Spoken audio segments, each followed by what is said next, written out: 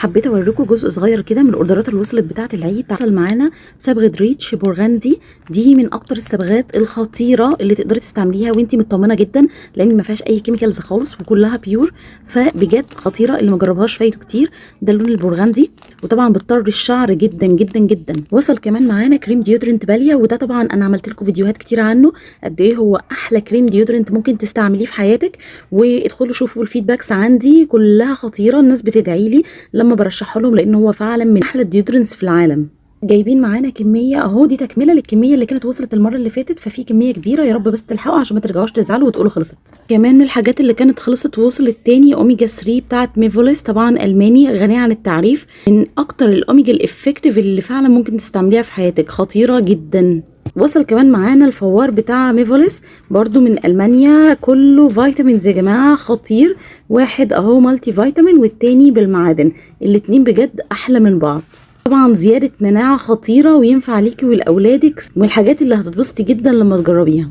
من النواقص كمان اللي وصلت سكر باليا من المانيا ميفوليس، طبعا ده دايما بتسالوني عليه وبتاخدوا منه اكتر من علبه من كتر ما انتوا بتقدروش تستغنوا عنه، وانا كمان زيكم ما بقدرش استغنوا عنه. العلبه كبيره جدا فيها 1200 قرص، يعني تقعد معاكي كتير جدا. واحلى ما فيه ان القرص الواحد بمقام معلقه سكر، يعني انت مش هتحسي باي اختلاف عن السكر. واحلى كمان حاجه ان هو مش بيغير طعم المشروبات نهائي، غير اي سكر خالص جربتيه وبيغير لك طعم الحاجه، ده مختلف، ما فيش اي تغيير في طعم المشروبات، هياها كأنك بتستعملي السكر عادي، مع الفرق طبعا ان ده أأمن بمراحل.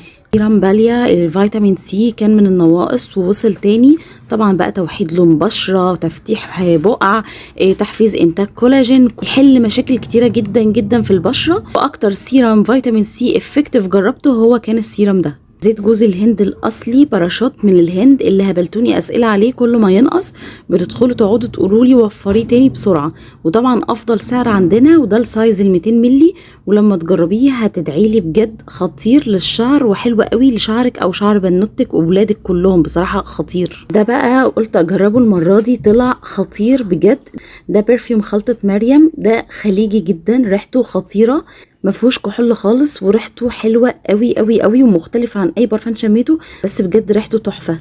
وصل كمان معانا شفرات ترينا الاوريجينال، وخلي بالكم يا بنات لان نزل للاسف منها كوبي.